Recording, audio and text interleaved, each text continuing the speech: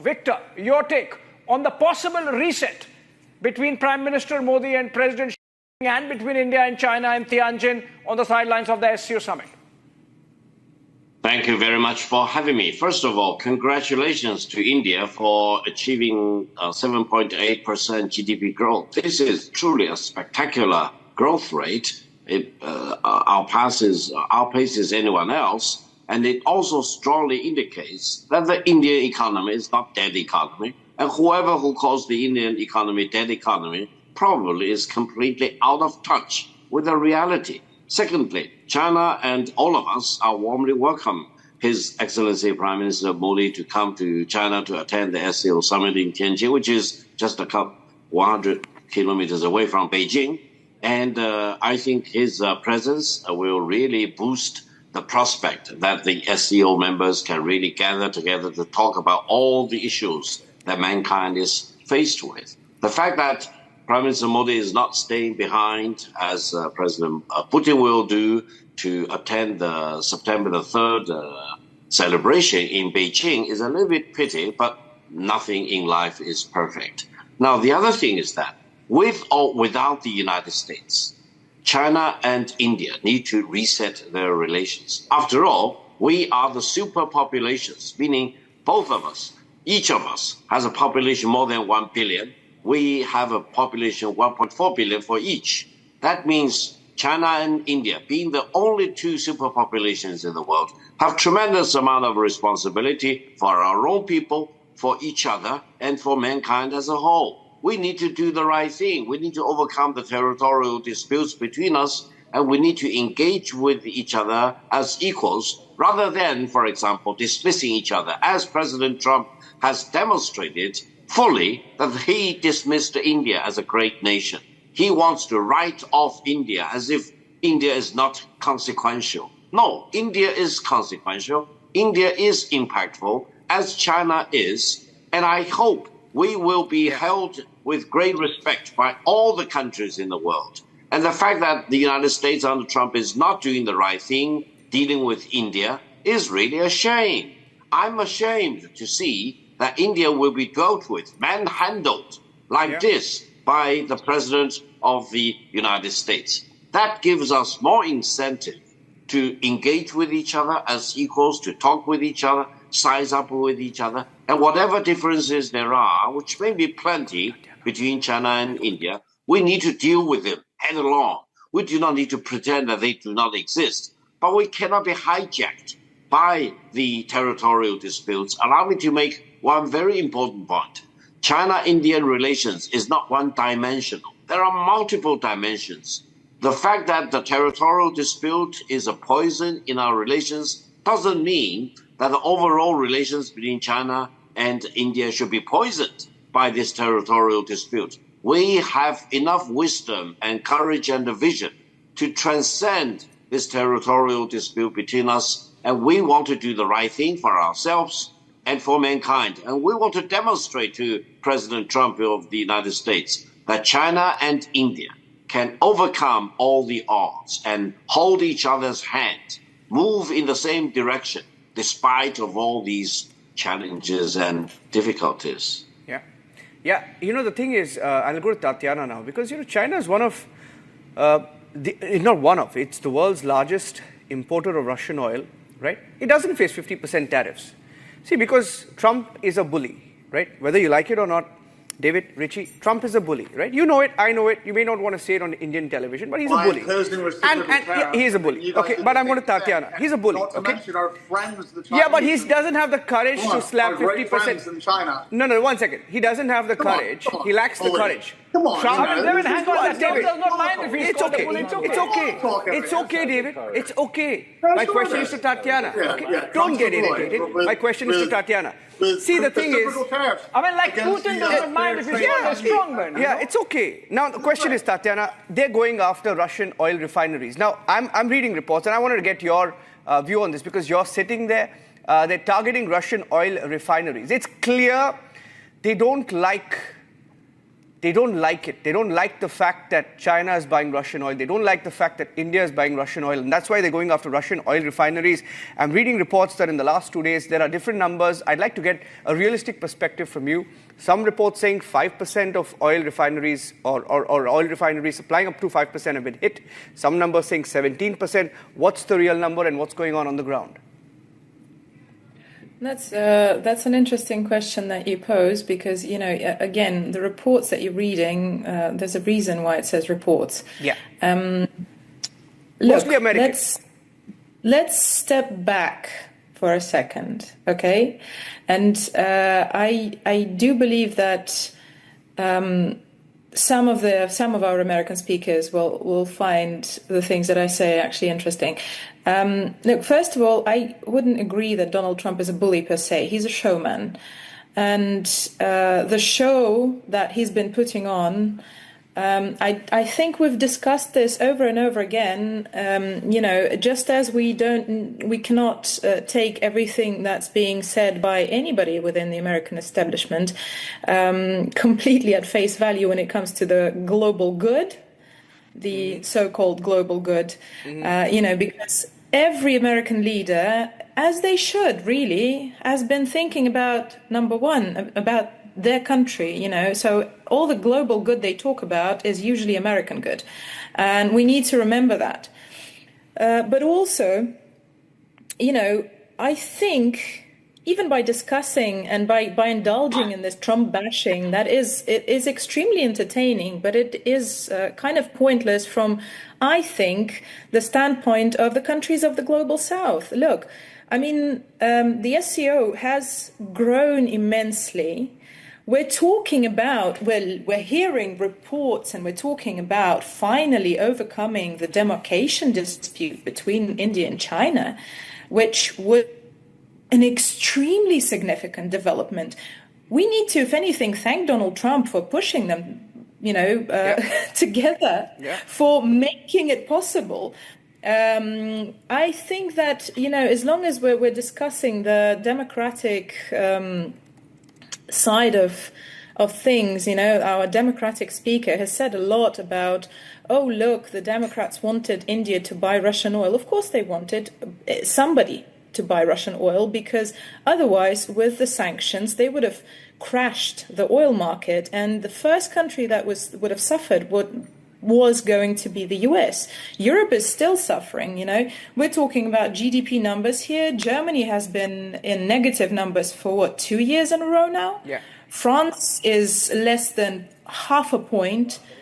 In the meantime, Russia being under every single sanction imaginable, you know, they're always saying, well, we'll stifle Russia with more sanctions. I'm quite interested in what they want to put out next, because they've literally sanctioned almost everything, apart from the things that they need for themselves, as we know. You know, because again, America goes first. And yet Russia's GDP growth is substantially higher than the European one, you know, than the leading European economies. So yes, of course, we're behind India, behind China. We're facing incredible amount of pressure. Okay. But again, this is about the numbers. So let's be grateful to Donald Trump allowing the SCO countries and pushing them to thriving together and thriving in collaboration and cooperation. Absolutely. That might have not happened if it weren't for his incredible showmanship. Okay, I want Madhav Nalapat and Richie to come into this. Richie first. Richie, you know, you were nodding and you seem to be in agreement with Tatanya on many counts. I think part of it must be coming down from the Trump Putin we are aligned, yeah. Donald Trump bringing U.S., Washington and Moscow to the same page, you know. Well, you and I, we both agree very much that Trump is a showman, and I have been on this panel before in the past where I explained to everyone around the world that this is Trump's demeanor. This is how he is. This is how he acts. He is a showman. He likes the attention, and our dear host just before said that no one is listening to Trump. No one's listening to America. That's wrong. Everyone's listening to him. I gave you examples. I gave you examples with the headlines of the last 12 hours, Richie. Can I add to that? Everyone is listening to Trump, and that doesn't mean that what you hear you're going to like. Also, as we know, he has written the books, The Art of the Deal. He's a businessman first. He likes to put things on the table. Sometimes they're not very appealing things on the table. Sometimes they're very rudimentary. Sometimes they are insulting, unfortunately, but that is him. In fact, him and I, we both come from the same area of New York, believe it or not, but I'm not really like Trump. But so I understand him. I don't get upset don't by call him. New York effect. It's a fantastic city. He's wary about being compared. This is how he is. And the fact, as my colleague from Moscow has said, right, Tatiana, you said that, he is the force that has pushed people together to talk, to have dialogue, to negotiate in certain ways, and to come together to resolve issues. And even though he might have not been directly involved in many things, he forces other people and other nations, in this case, to come together. And it's having a positive effect. Now, okay, let me Tatane, would you want to respond to this, or I will go to Professor Nalapat? Yes, you respond and I'll go to Madhav. There's a very big difference between forcing other countries or allowing them to, because they just look at what he does and say, okay, no, I'm not going to talk to this. I'm going to talk to but my friends here. The options are there. You got the options. Something. No, but I do agree. I do agree. It's just like with the resolution of the crisis with Pakistan. No, Donald Trump is not responsible for everything that happens on the face of the planet. I'm sorry. I mean, he wishes to, but no, there are a lot of very, very important developments that happen without him knowing, and during the same stage in China, and it's happening in exactly 2 days from now. That's on a lighter note, but I want to go to Madhav Nalapat. See, Madhav, also what he's done is, Mr. Nalapat, in the last 24 hours, you had this grouping called Quad, right? Look what Quad countries have done, Quad nations. Japan decided not to send its negotiation team to America. They've cancelled the visit. Just as Prime Minister had taken off from London, from Delhi for Tokyo. It happened last night. Yesterday afternoon, we had the breaking news update that the Japanese negotiating team is not going for the trade talks. And then you had Australia, the Australian minister, who said on record that he opposes the tariffs imposed by America. He also made a very interesting comment. He said, we are for diversification, hinting that they want to look at other markets. They're tired of this global order. They want to diversify. Everyone's looking out for their own. Effectively, Donald Trump is upset even the Quad, right? He's almost destroying the Quad by this reckless, tariff that he's imposing on countries. Smaller countries are staring back at him. Madhavji. Look, I want to just make a very simple point. When you are a civilized human being, you behave as a civilized human being, which basically means showing respect to others and treating others with respect. You don't trample on them. You don't bully them. You don't shout at them. You don't abuse them. And that too, not in the privacy of a room, but on live television, preening in front of the cameras. I mean, the situation is no self-respecting country can tolerate this kind of bullying. No self-respecting leader can tolerate this kind of bullying. May I point out very respectfully to President Trump?